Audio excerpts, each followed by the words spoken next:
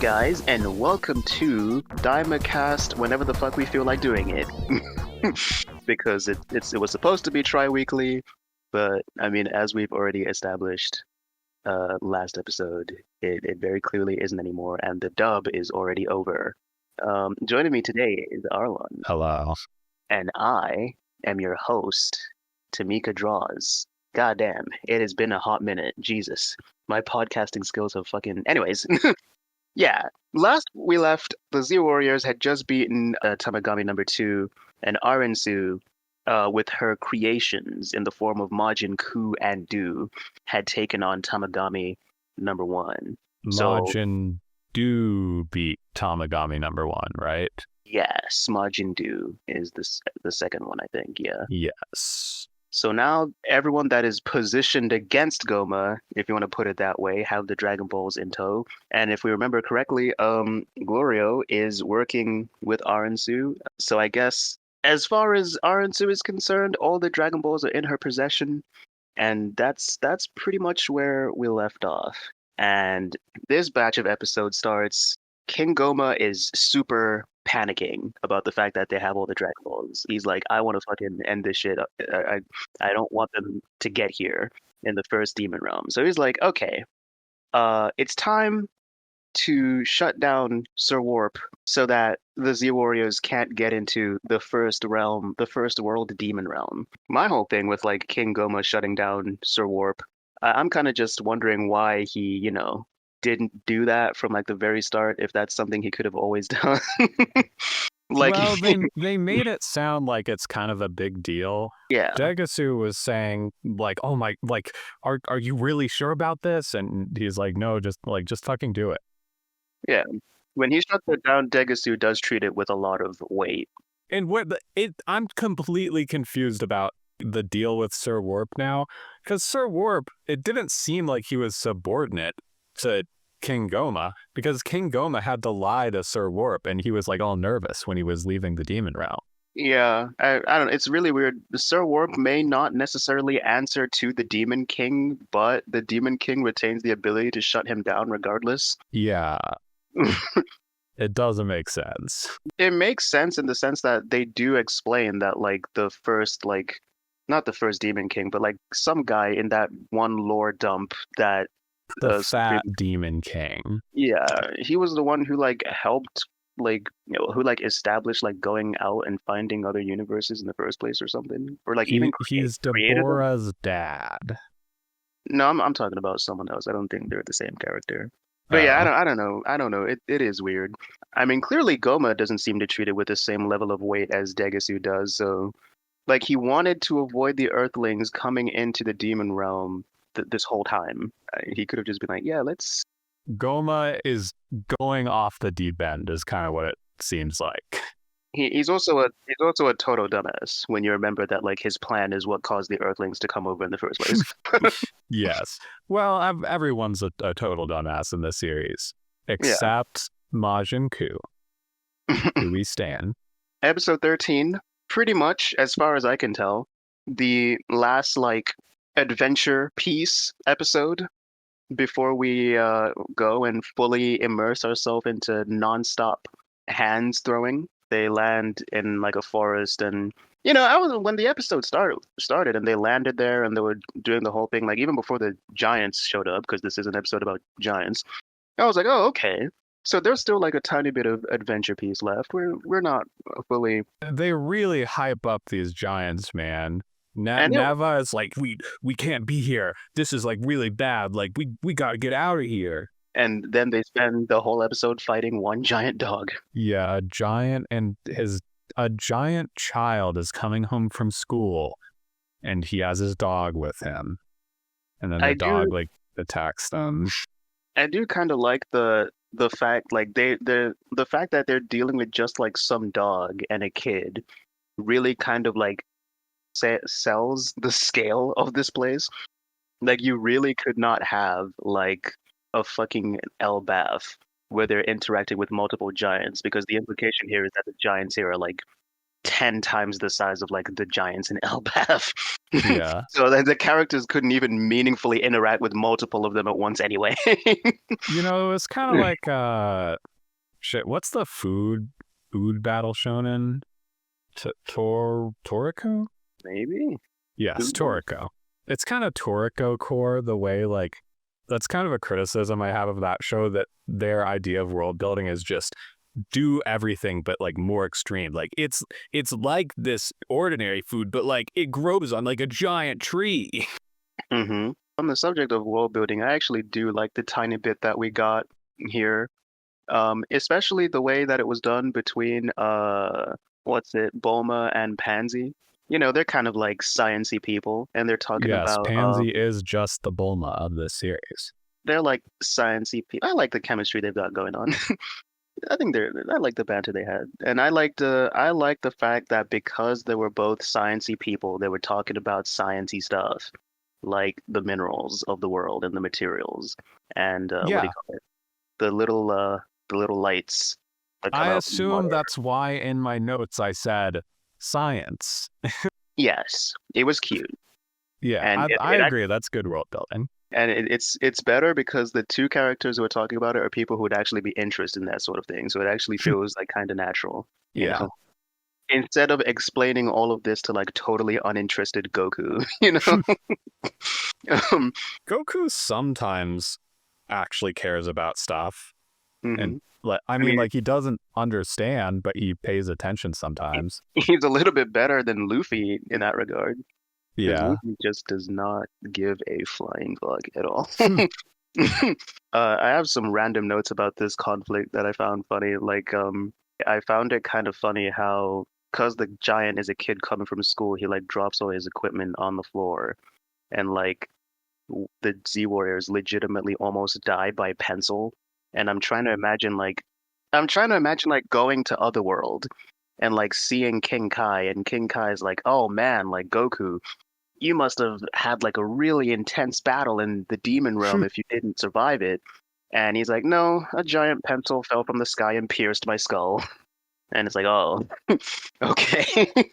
I mean, we already kind of established that like the power level, I guess, is higher among some demon realm stuff with the Krakens, which the giant was eating. He was munching on Yeah, a Kraken. yeah. But something about seeing like how much they struggled with the giant did annoy me a little bit. Like this dude is about to like be fighting gods, and he can't take on a single Well, giant. well, what's funny about this whole thing, I mean, this is one of the notes I had written for later when they get into when they finally get in the first world. But like the stakes in this are kind of difficult to take seriously when you remember that these characters are holding back. Because Vegeta has like Super Saiyan 3, Goku has Super Saiyan 3. Like, Yeah. for some reason, they're just like extremely hesitant about going into their Super Saiyan forms. And they're just making these situations like more difficult than they have to be, you know? Like one of the scenes when I mean, jumping the gun really far ahead here, but like they're being ambushed by like the gendarmes and like the tables are completely turned on them, and then Goku just goes Super Saiyan 1 and just like completely fucks them up. Yeah. And it's like you guys didn't even need help from like the third world king. You guys could have very easily turned this around at any point. I think my favorite part of this episode was the visual of when the giant is like trying to smack him down with a ruler, and Goku goes Super Saiyan and like blocks the ruler. It was a striking visual, and it reminded me of something from a manhwa I was reading in Transcendent Academy, which is like a manhwa about going to a school for the gods. The way they describe like what a transcendent is like if you had like a really strong ant that could like kill any other ant in the world, that ant would still get like squashed by a human being. But what if you had an ant that could like beat up a human? That ant sounds like it would be pretty overpowered considering ants can technically already hurt us at least. Well, multiple of them. So if they Yeah, can but already it's like the cause difference of it's not like, biting a person and they die from the poison. It's like an ant that's so strong that it could Mhm. kick your ass in a fight. Yeah. That's kind of what that reminded me of. Is like Goku is kind of like the ant transcending there. That's how I would have expected this conflict to go. And I'm just saying it now because a lot of people have been saying, who's stronger, GT Goku or Daima Goku? Yeah, GT Goku, I don't think would struggle with the dog. Like, I mean, GT, I mean, is the series that like glazes Goku like so incredibly hard. He's barely even debuffed by the fact that they turn into children. So I think it's pretty safe to say that GT Goku's taking the W on that one. Honestly, he probably shouldn't be that debuffed. It's kind of silly how weak they are. They're supposed to be able to destroy planets. Just remember Yeah, that. Like Vegeta yeah. could genocide an entire planet on his own when he was 8. Like, so yeah, at this point they probably shouldn't be. When I mentioned like the GT Goku comparison, I was also thinking about the fact that like aside from the fact that they should still be pretty powerful, there is also the fact that like GT is placed a lot further in the timeline than Daima is, because GT takes place I think 10 years after End of Z, and then Daima takes place like 1 year after Z and before End of Z. So I don't think any of that really matters. they keep doing that thing where they keep making things take place before End of Z, and it's like, so does that mean that in End of Z, like Goku had Super Saiyan 4 there? I mean, I suppose there's no reason he wouldn't, but I don't know. It's like how Star Wars keeps making media of everything but anything new. I guess Toriyama is just like really not committed to like the end of Z. Like, he's just like, yeah, the GT team kind of did their thing with that, so because the GT team took that and ran with it, I basically consider that like GT tier, and like End of Z is basically just not canon.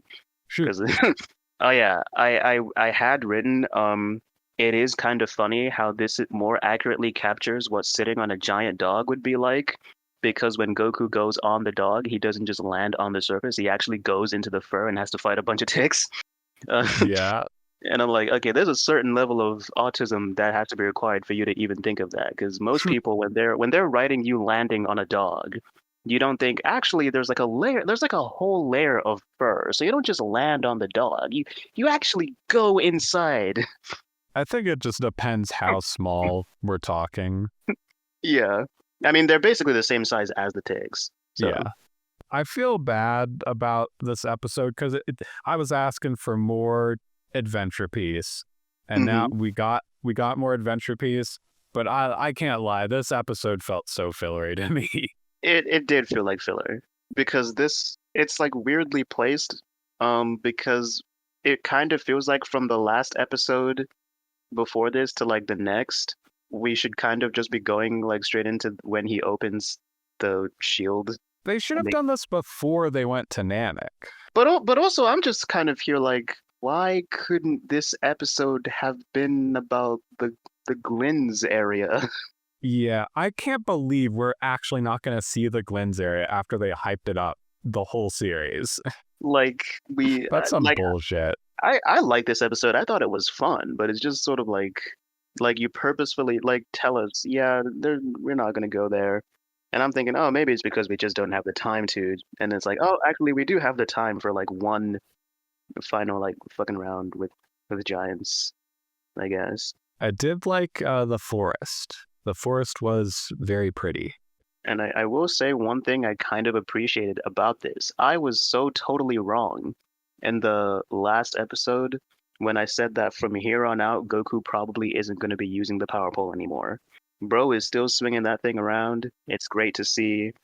Thank God. uh, Yes, you'll love to see it. and the end of the episode had a nice little visual set piece with like the lights from the water. That was nice. A nice little Yes. nature thing. Last bit of adventure piece we get before going straight into the first world demon realm. That episode basically starts with Goma like getting all the gendarmerie to come together and basically create this whole force to just make it so that the Z A Warriors can. force, some kind of force. almost Yes, like a Ginyu force. yes. He's amassing all the gendarmerie to keep them out, and amongst them is the gendarmerie force, who are basically just the Ginyu force.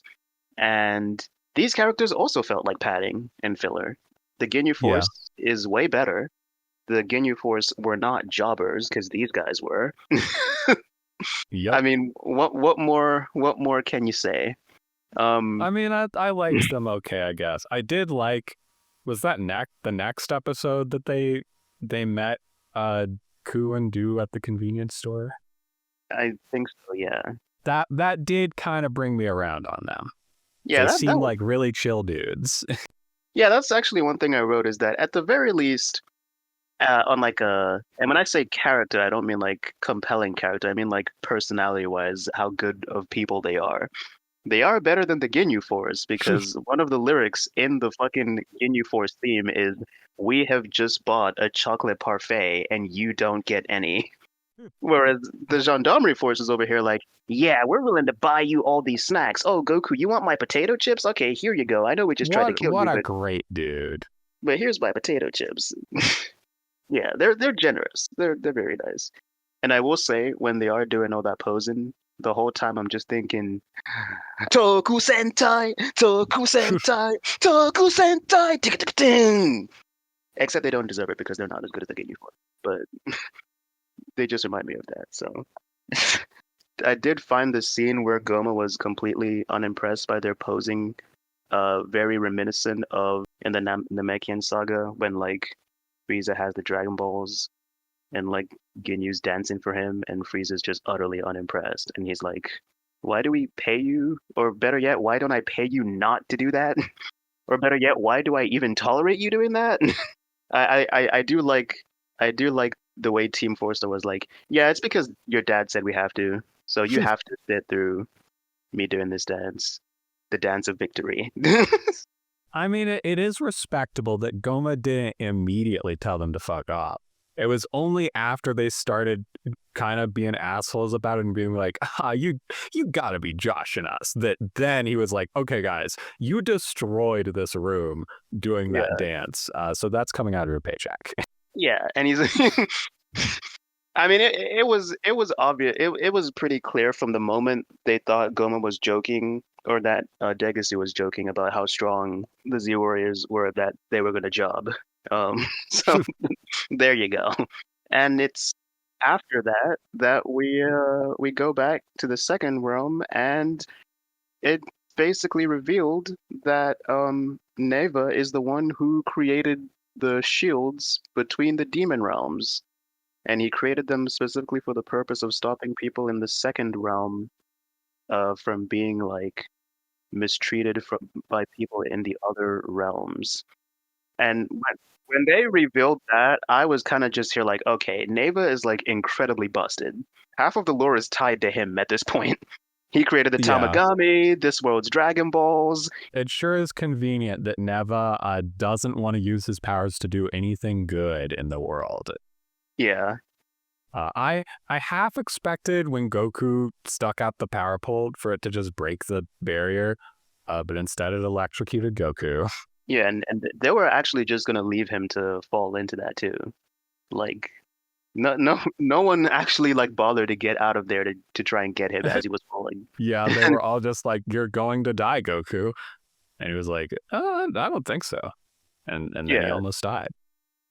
it sure is a good thing that he regained his consciousness and like flew himself back to the ship. Like, what great friends. And also, Toriyama and Neva confirmed Trump supporters. Because Lol. think about it. It's all an allegory. You've got like the Canadian bigwigs that are like taking advantage of the US. And then you've got like the, Mexican drug traffickers that are crossing the border from under us. And Neva was like, I got to keep both of them out. So I'm building a wall. Are you saying that third world people are Mexicans and that the first Yes. world are Canadians? Yes, that is what I'm saying. God. But if anything, it's actually more like an allegory for keeping out colonizers. Because remember, the Namekians, or rather Piccolo specifically, uh, very often find themselves being compared to Africans. And, Neva's like, yeah, I'm going to keep out these snooty people from coming in and Well, enslaving you us. know what? That tracks because weren't we saying last episode that he's a repatrius? Repatriates, something Yeah. like that. Yeah, so there you go. Neva confirmed African supremacist. I was gonna say African nationalist, but Yeah, pretty much. African nationalist, not supremacist. Yeah. It is kind of funny though because I can't see him shutting that down, like resolving like their problems completely though, because half of the people that were like harassing the Namekians in those flashbacks were Glins, and they live in the same realm as the Namekians. So you've just like trapped yourself now with the It people who sure are, would have been helpful to have gone to the Glind world and learned about this stuff. That would have been some nice context to have. yeah. I'm a little bit like lost on Glenn's because jumping the gun again, is the girl who like had the hat like is she a Glen? Like how No, many? I think she's whatever Pansy is. Yeah, these species look too similar. She was a Um, different color. She was because like blue. yeah. Well, actually, it's kind of weird with Glenn's because like in like with Aransu, Shin and Degasu, they're like all purple. So Glins all seem to be purple in this world, but then Gabito, if I recall correctly, he's red. And in the other worlds, you'll have like yellow and green Glins, even though they all come from the same demon realm because the demon realms exist independent of the universes. Maybe it's like the three trees are like purple, yellow, and green. Yeah, I was gonna say like the same thing. Like, is it like your colors are just determined by what tree you come out of? Who fucking knows? I'm just gonna assume. Well, actually, I was gonna say I'm just gonna assume that the issue between the Glens and the Namekians resolved itself, but I guess it kind of did because the Namekians were just like "fuck this" and they left. They left for the outside world so I guess the Glens were probably still too much to bear even after putting up the borders between the realms. So uh, yeah, and after that they pretty much enter the first world demon realm, and one of the things that I noted is that this pretty much way closer to being like hell than the actual hell in the Dragon Ball universe. Yeah, it's like all red and lava-y.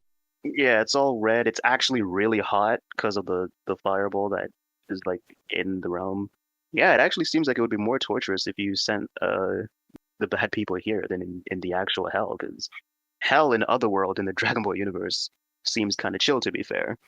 I mean, you get forced to work out by these demons that run the place, but Which, depending on who you are, could actually be pretty sick. yeah, like if you're Nate and you go there, I mean, you're gonna fucking love that shit. Yes. Uh, and I guess this is when they pretty much the nonstop hands throwing begins because they immediately get spotted by some gendarmes. Oh my lord. We were talking about them getting a debuff during the giant portion, but this was like so much worse. I can't Yeah, believe they were getting they were losing so severely to these guys that were just hitting them with guns. Like, come on. yeah. Guns? It's weird because it feels like they kind of have to do that because these are like the threats that they're dealing with. But this is why you don't make like the gendarmerie force, like jobbers. Like if you want to have like you can have these you can make the Z Warriors not look like a total joke and have them still have an easy time with like the foot soldiers. And then when you have like the gendarmerie force show up, then there's like a real threat that they actually have to deal with there. But like they decided to go the other route of having the characters that should have been the actual threat be weak and have the characters that should be weak be the actual threat with their basic blasters and shit. Like I don't know. It's just weird. Yeah.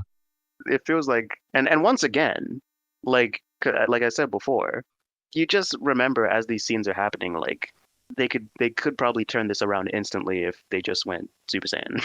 Like Like if if they just did that, it'd be over instantly. I did write as a joke in response to Vegeta saying that the gendarmes are such cowards for hiding behind guns. There's no way that Vegeta, the spammer of ki blasts, is the one who's saying that.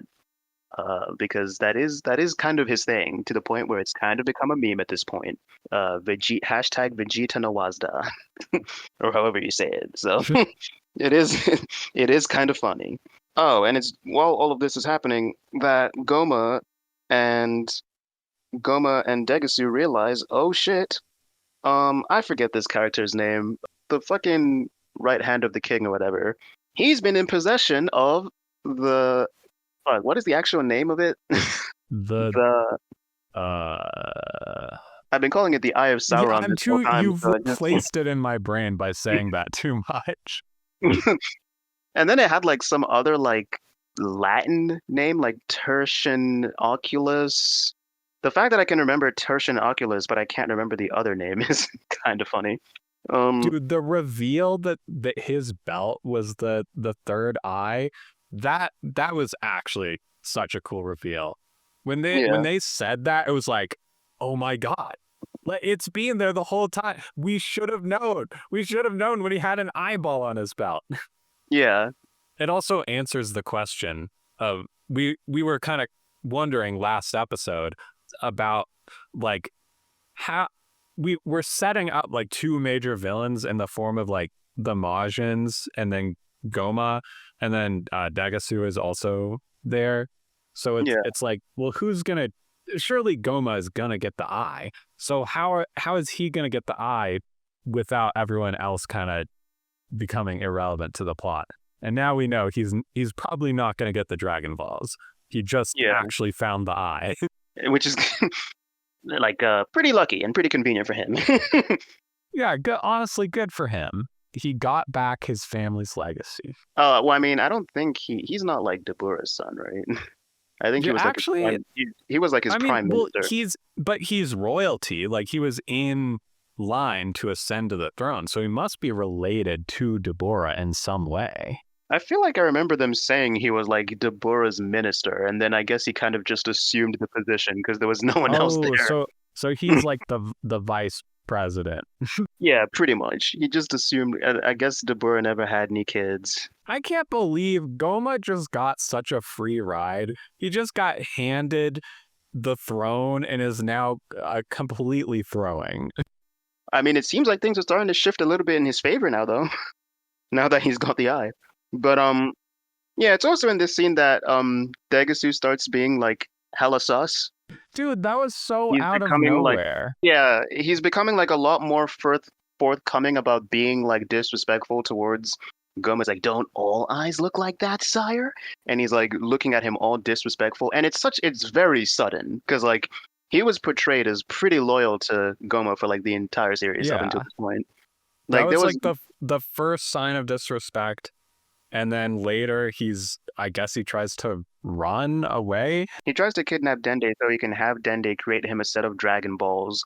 I guess he wants to use them to wish himself to become Supreme Demon King, but all he really has to do is just wait until like the heroes deal with Goma, and then he can just come in and Yeah, insert he should himself. have just taken the eye for himself and ran. Yeah, there is that too, which it's funny because and we learn how the Tertian Oculus disappeared in the first place, which is that Deborah wanted to overthrow his father, so he had like a minion abscond with the fucking Tertian Oculus. I like that minion. It was neat. It's funny. I mean, he's an extremely loyal person because what I was about to get at is why would Deborah think that he wouldn't just use it for himself Yeah, and be and like, Deborah like really trusted him because when he died, Deborah did not assume that he ran off with the eye. Deborah was just like, "Oh no, did something happen to him?" yeah. I'm just saying further evidence that Deborah was actually a pretty legit demon king. Well, he's like, did something happen to him? And it's like, I don't give a fuck. I don't need him anymore. So even though the eye is out there and anyone could get possession of it and it could easily blow up in his face, yeah, it's just I mean, furthermore, like, why didn't he use it himself to overthrow his dad? I mean, he very clearly didn't need it, but Okay, you're right about that. But okay, here's a theory. Maybe you need to be in. Oh wait, but we just confirmed that Goma isn't. I was gonna say maybe it's like a bloodline thing, but yeah, Goma isn't related to them unless he is. Maybe it's like you just have to be the Demon King for it to work. I don't know. like, but how does it work? How do you officially get recognized by the eye? Like, like Goma just was like, yeah, I'm king now because Dabur is dead. Like, with the eye just like, okay, I guess Magic. Dabur is dead. I mean, the obvious answer for why Dabur didn't keep the eye is because if he did, he would have been presumably like the strongest guy. Like, he would have been stronger than even Majin Buu, and and like we can't have that get in the way of what actually happened in the main series. So we gotta find some reason for why Dabura never used it himself, and it's like in my opinion, a slightly half-assed reason. Yeah. Yeah, just some mention of like you have to be the Demon King to use it. I feel like that's like an even if it's a throwaway line, I feel like that would have gone a long way. I was commenting on, this is rather insignificant. I didn't hate it too much, but like how random the explanation was of that whole thing. But I guess they had to fit it in somewhere. Lol. Yeah. I really liked the eye twist though. That was pretty sweet. Yeah. The most powerful thing in the demon realm traded in for a hat. Dude, that hat actually was pretty cool though. Speaking of that girl who had the hat, it's funny how a lot of people were talking about how Glorio and Arensu both look like those villains from Dragon Ball Xenoverse, but that girl actually looks a lot more like the female villain that was controlling the other guy in Xenoverse than Arensu does. And I'm wondering if that was on purpose. But uh, just a slight small thing that I noticed. She was cool. I liked her. She was also pretty cute. And you know what? I'm just gonna say, I feel pretty confident saying now that I think Toriyama. Well, I don't know if Toriyama designed these characters, but I think in this art style, when it comes to, because I've always talked about how I don't really find the way Toriyama draws ladies that hot, and I never really understand it when I see people talk about that on the internet a lot. Yeah, I'm with you. I think that in this style, like the demon characters, like Arensu and this character, this random hat character, I think they look pretty cute. So I'm just gonna say Yeah. maybe it's just that demons look better in this style than humans do. Who knows? But I think it was around now that the not Ginyu force got jobbed, right? oh well, we haven't gone over probably one of my favorite scenes, or not favorite, but it was a scene that I liked. When they're getting absolutely rolled by the gendarmes and the people from the third world join in. I like that scene. Oh yeah, Uh, I forgot about that. Yeah, that was cool. But yeah. it's still like why were they getting rolled so hard? Yeah, the power scaling issues do make it a little difficult to ignore. That whole scene though was so Star Wars coded. Yeah. It was very much like it's like we're on the Ewoks planet and we're like fighting the Star Troopers and then like the Ewoks themselves like come in and start helping to save the day. Yeah.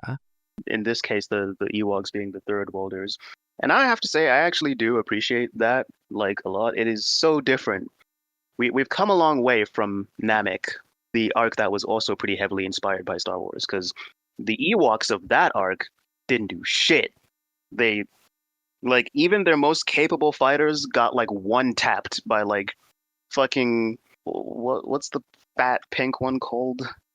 Dodoria. They got fucking one tapped by Dodoria, and like it's Dodoria. Like, come on, what are we doing here? But then again, Dodoria did absolutely body Bardock in the Bardock special, and Bardock was like one of the most powerful Saiyans. So, no, I like when the people in the setting of where the characters are adventuring to actually show some investment in trying to save their own thing, and their contributions are actually meaningful. It's like it's like One Piece. Although with One Piece it can take a little bit too much screen time from the characters you actually give a shit about, but I still like it nonetheless. It's like Wano. Dressrosa. Actually, Dressrosa was the worst. Don't fucking do it like Dressrosa was excessive. It was like Wano or like Zoe. Wait, did they do stuff in Zoe? I Yeah, think they they did. did. They did It was stuff in Zoe, I think. there was Pedro and Carrot. Yeah. Yeah, and I appreciate when stuff like that happens, instead of them just being like completely pointless and not really doing anything. So more of that.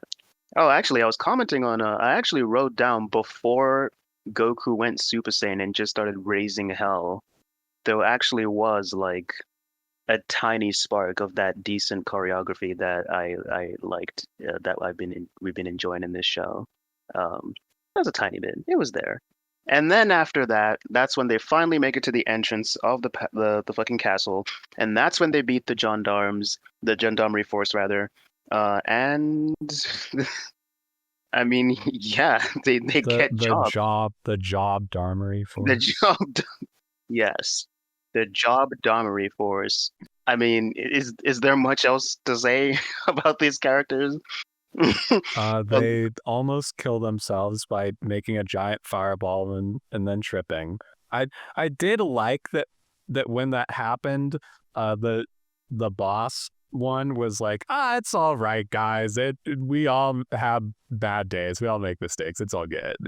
yeah, because one of them accidentally like bumped their giant ass gun into his hand, and it caused him. That was kind of funny. And then after they tied them up, I think with the hat, didn't they? Is that what they used the hat for? I think it seemed like they had multiple of those. It No, really they tied Degasu up with the hat. it reminded me a lot of that one like dragon dino guy's like merry-go-round gum that he trapped Goku in the martial arts tournament. That's what it reminded me of. So then they tie them up, and that's when Goku asks for his potato chips. Yeah, and the Or guy's just like, you Goku should try. doesn't ask for them. He's eyeing them, and he's like, "Oh, do you want to try my potato chips?" And Goku's like, "Oh, thank you." He's like, you should try them. They're awesome.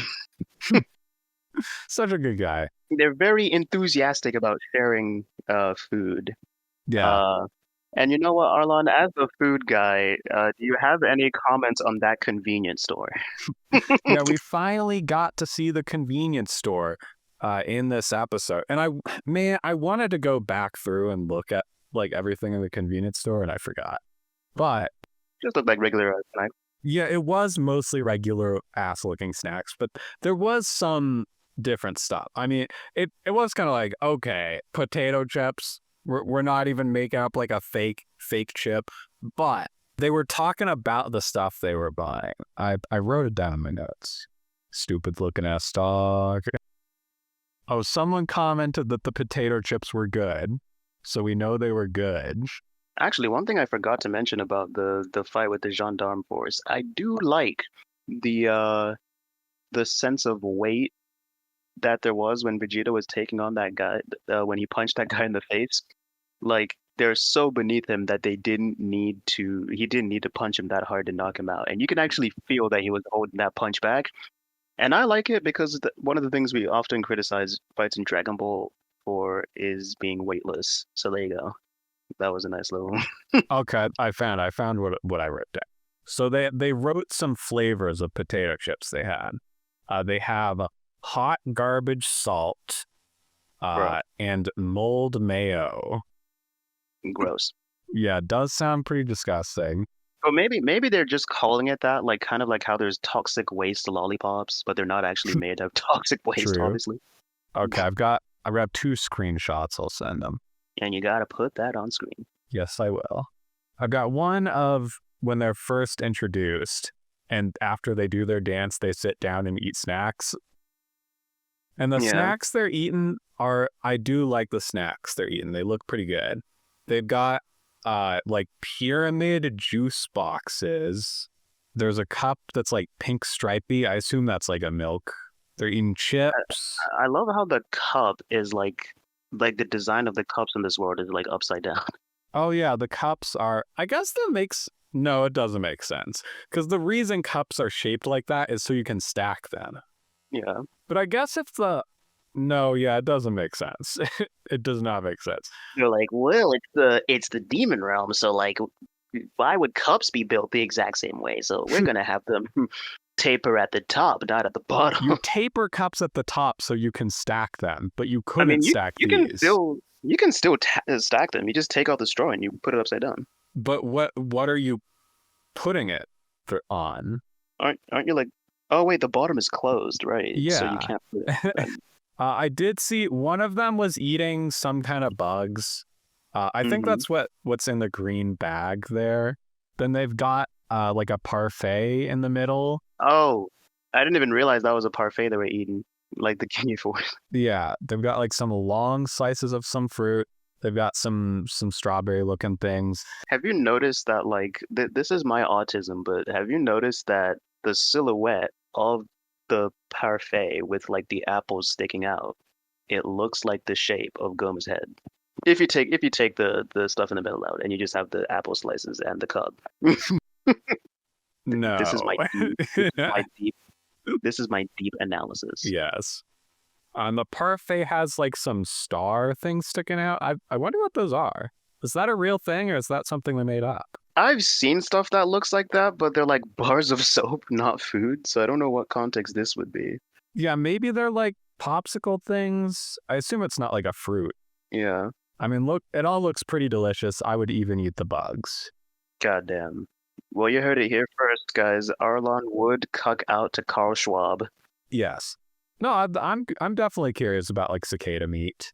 And then at the convenience store, you can't really see what all the stuff is. They've got like some Pringles looking things. They've got like some candy type things, some soda. There's not really anything of note. Yeah. Man, I should have looked at like all the shelves, but my memory looking at the shelves was like, it just looked like normal shit. Yeah, it was mostly stuff. Like it is kind of funny because there were some like weird foods that they had, especially in the third demon realm. So you would have expected in like a shop to see some weird stuff No, I mean there. to their credit, they do. There is attention to detail, and like even like that, the snacks they were eating, right? Hmm. Upon closer inspection, we can see that there's some interesting stuff, like the pyramid cups. Yeah. I can see now that I'm looking at the store, they have like a rack of like some kind of balls, kind of like oh wait, maybe those are non-puku dumplings. Monpuku dumplings. So yeah, there's some. They have some of the native demon realm foods in there. Yeah. I suppose Oh, I will say this is the first world demon, so maybe it's like a class thing and they just have like the more fancier regular foods here.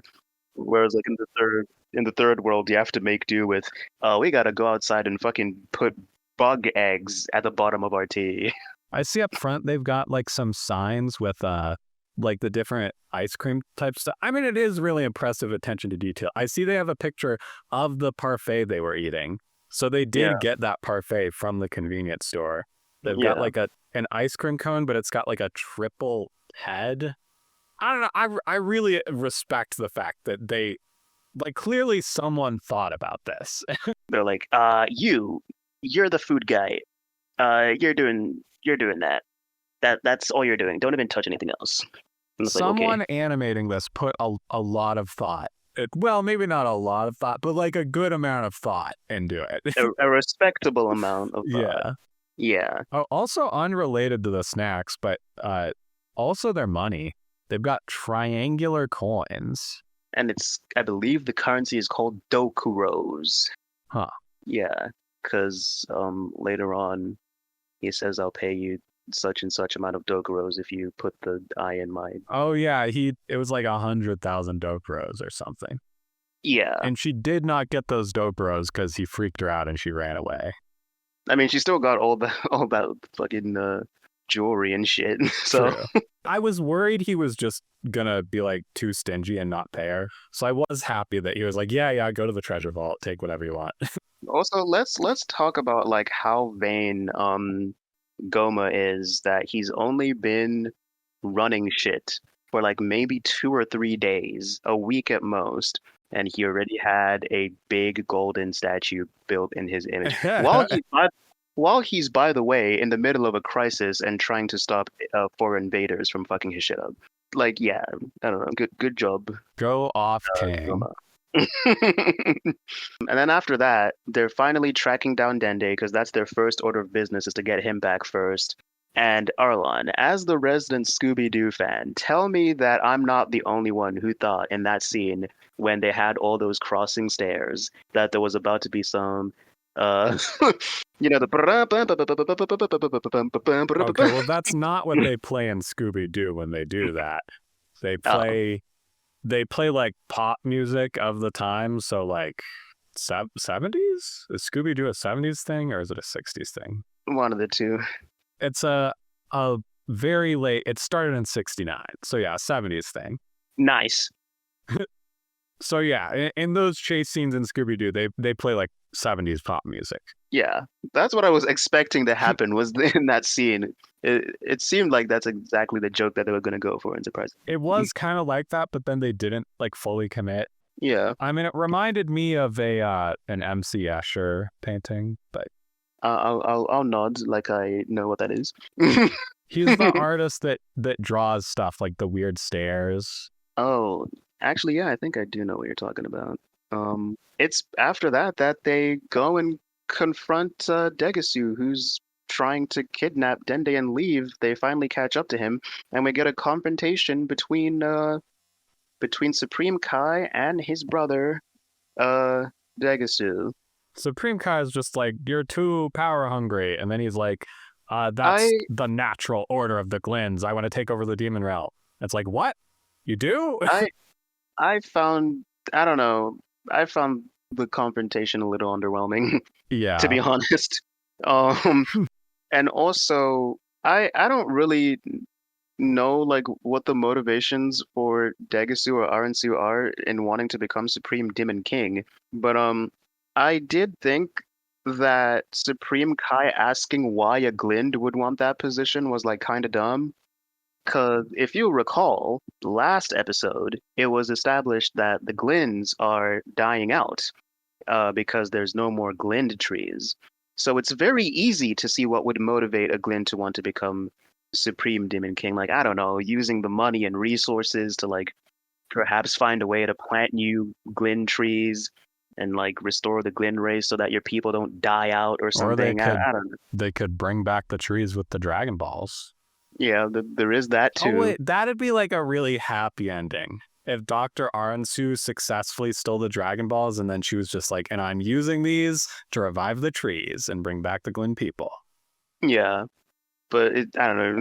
It's just funny that they introduced that plot thread and like none of the characters who you'd think would be motivated to do that seem interested in doing that. Like they could use the resources of becoming king, or as you say, they could use the Dragon Balls.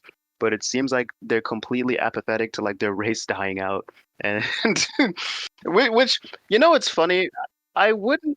I wouldn't expect that from Supreme Kai because when Supreme Kai was explaining the lore of his race, he actually seemed like somewhat saddened by that. And I happen to be friends with people who have access to these magical orbs that could rectify that problem at any time.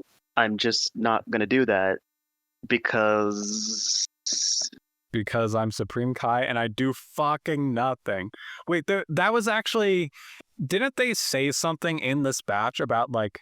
Well, Goku specifically says. Degasu's like, and what exactly is it you've been doing this whole time? Oh yeah, and then And I and shouted nothing, fucking nothing. and then Goku is like, yeah, to be honest, Supreme Kai, I don't really know what you do either. And Supreme Kai is just like, I maintain order or something and protect the peace or You something don't like do that. shit, Supreme Kai. Goku And does that. I mean, he tried to do stuff in the Majin Buu saga. He just got completely bodied and eventually just resigned the fate of like the universe to like Goku and well, he resigned it to Gohan first, and I'm never gonna forget that line of dialogue where he was like, "Gohan, you might be our only hope left," and then Gohan jumped.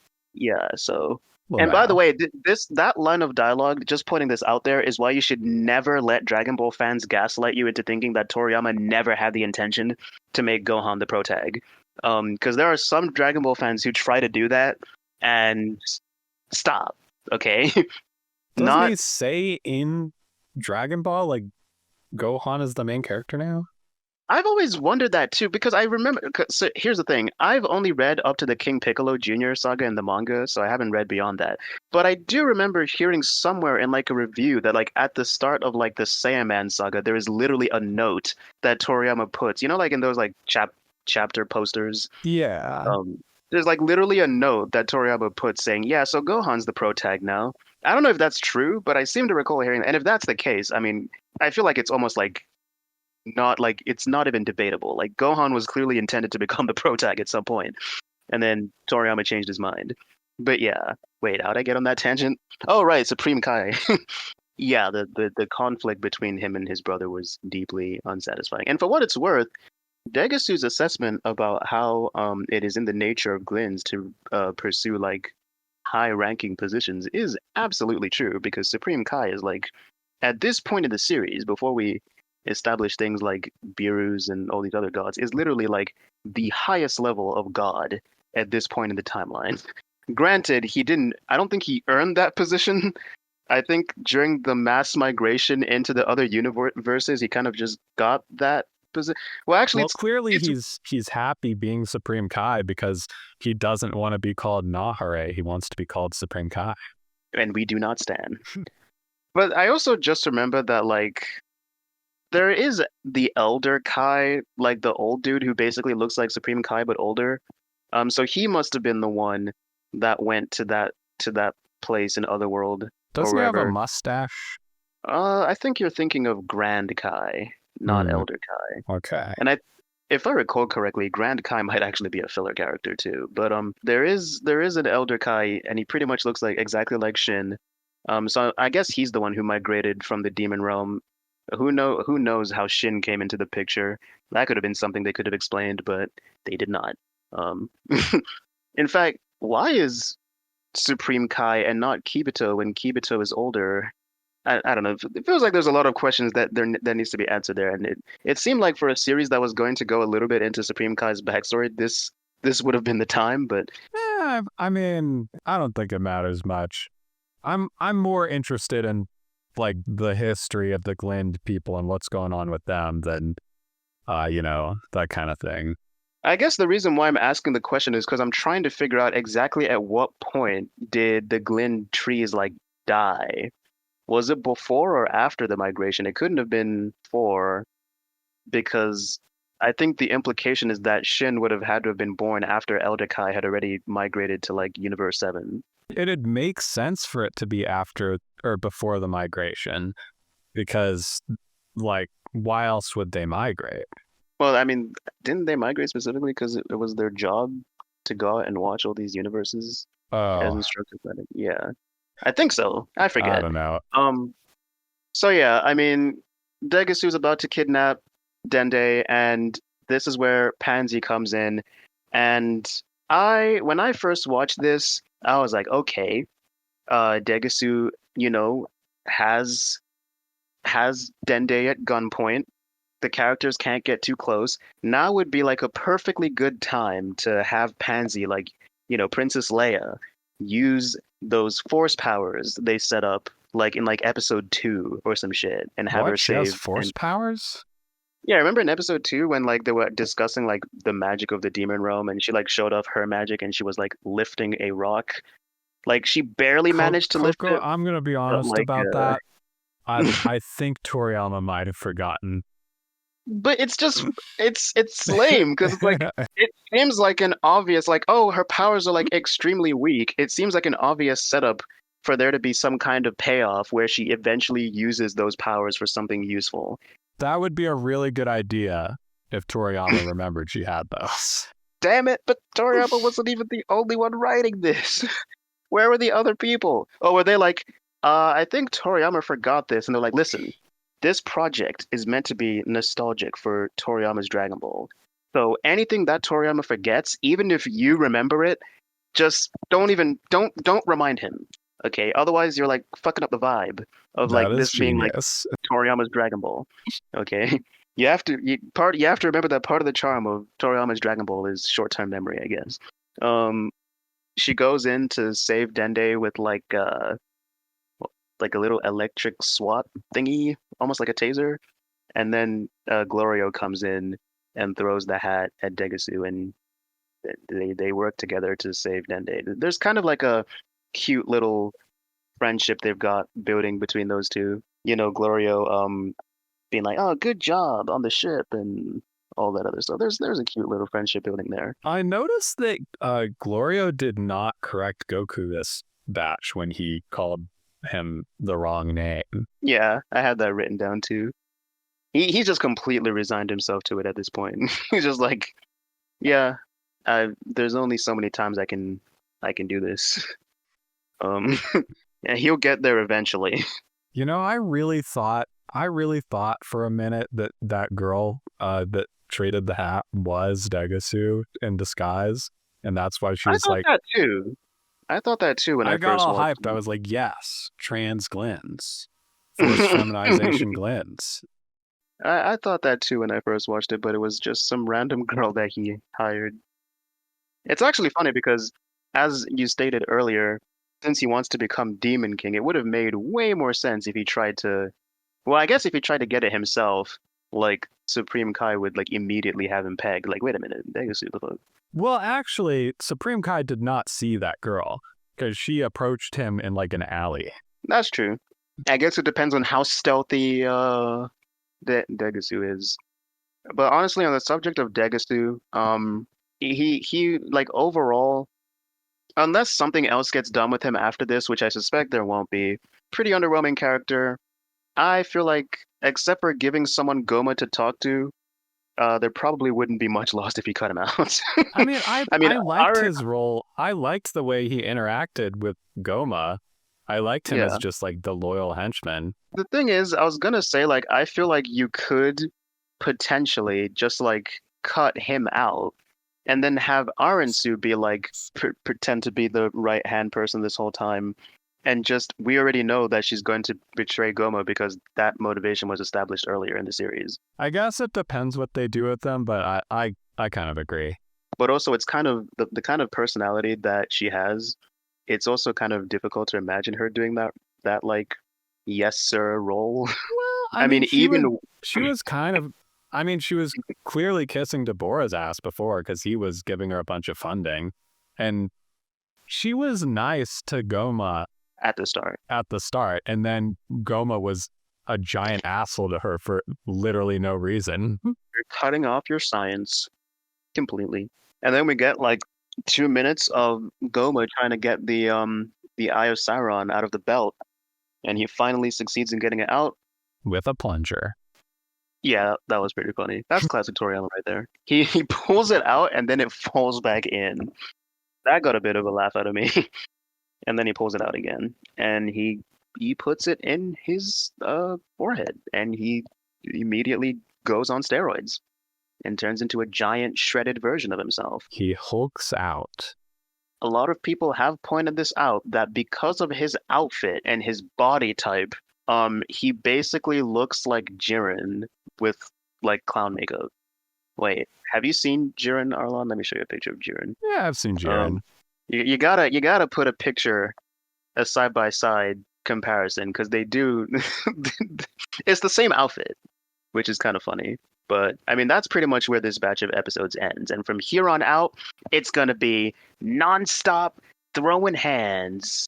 There's still a lot of stuff to resolve, like how they're gonna get like the Dragon Ball from Arensu, because presumably there'll be some kind of conflict there. Will they? Will they? I guess they probably will like set aside their differences to take on Goma because he's the bigger threat, and they just want him gone. You know, I'm actually kind of curious if they remove, like, would you see like the third world Demon King being like, well, shit, if we're gonna remove Goma, maybe I can insert myself in there. Do you think he's the type of character that would be interested in that or not? I mean, I don't think he'd do it in like an evil power grab way, but I could Yeah, see them doing it in like a happy, oh, we need a new king way, you know? yeah, because they can. The thing about stories like this is they can never have the actually having a king is just like wrong, and we should be Well, that's democratic. hard. Being like we're gonna set up a democracy in the demon realm, that's kind of its own series, you know. That- hey man, well, I was about to compare it to Game of Thrones, and then I realized actually Game of Thrones kind of did that very shittily because, like, at the end of the series, they do discover the concept of democracy, but like the way they did it was like, well, we don't want to make it so that like the 1% would immediately concede power to the peasants. Like that's unrealistic. There's no way they do that like straight away.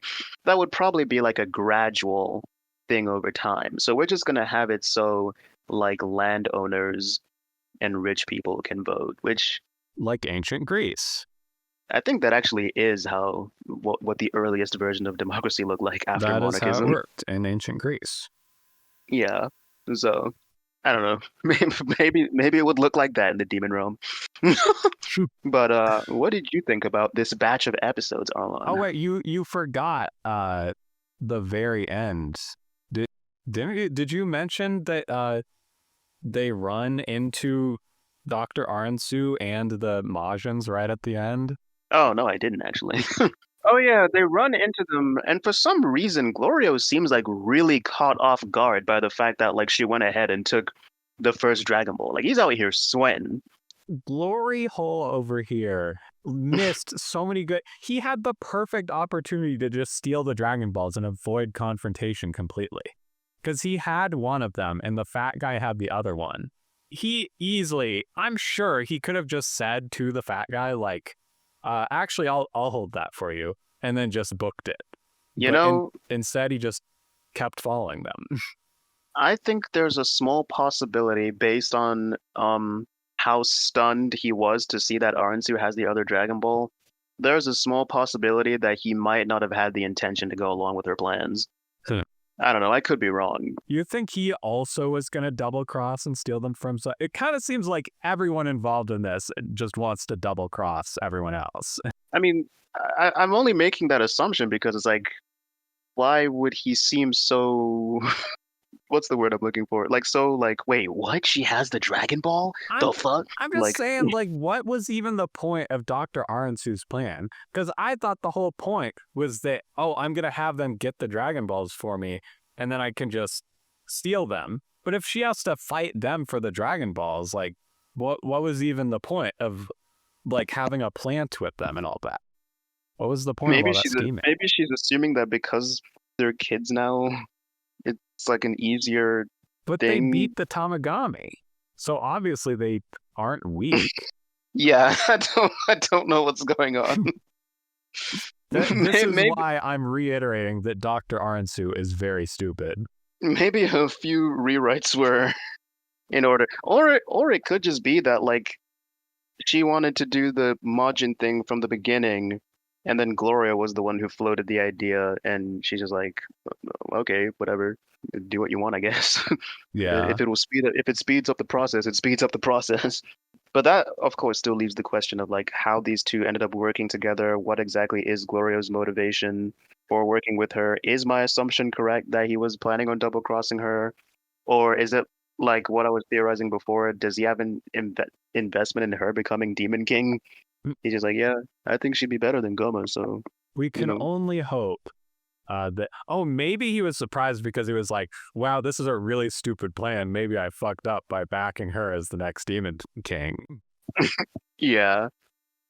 But I guess all that and more we'll find out in the next batch. I did just remember on the subject of the Majins, I Hmm. appreciated that Majin Ku was so gracious about Yeah, the not Ginyu Force not having enough money for all the sweets they offered to buy them.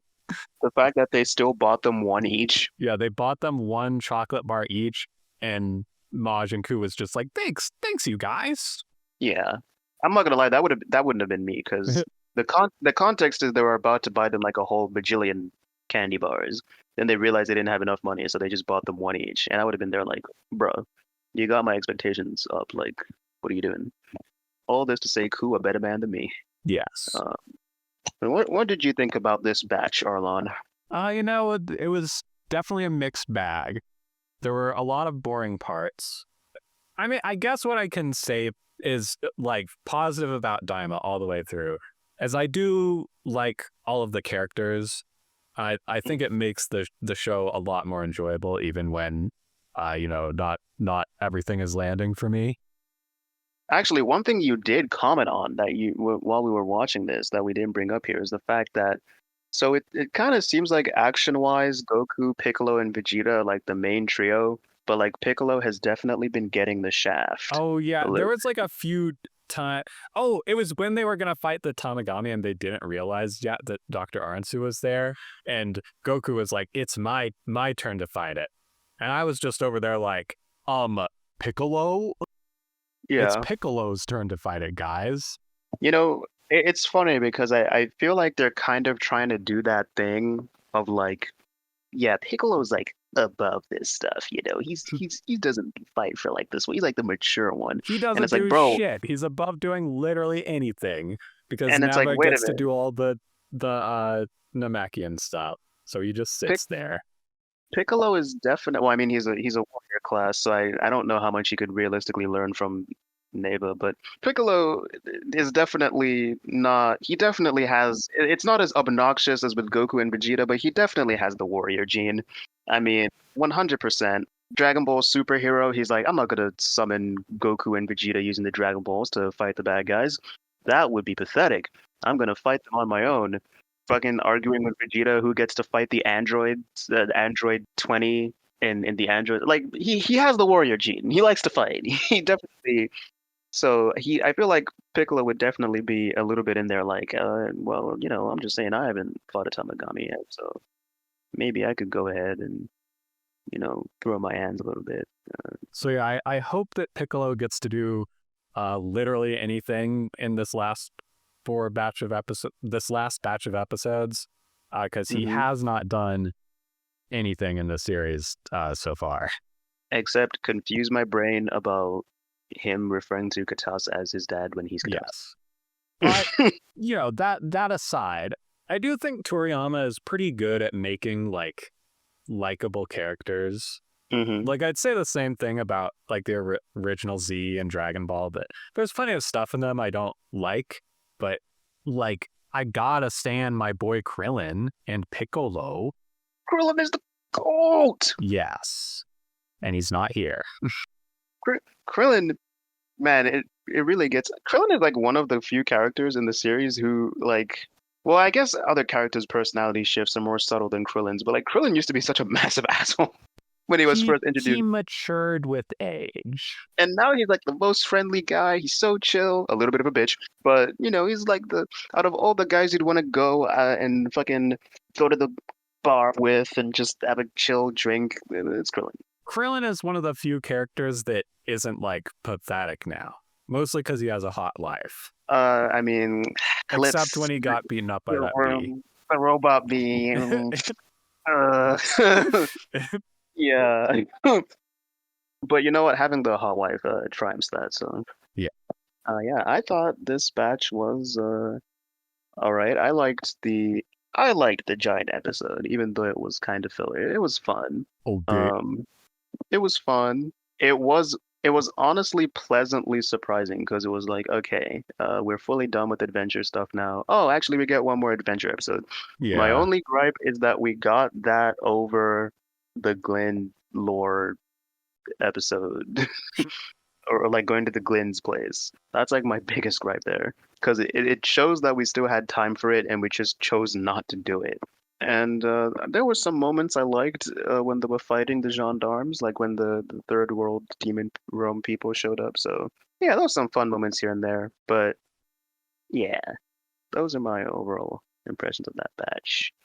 So where can people find you, Arlon? I am Aarlon on Blue Sky, Homokomori on Twitter. I've got a comic at Big Billy's Adventure Everywhere .xy or not .xyz anymore. We changed it. It's Big Billy's Adventure Everywhere .website. Yes. And I have a link tree in the description, so you can just go and check that if you want to find where I am. Uh, now, everybody say goodbye. Bye. Bye.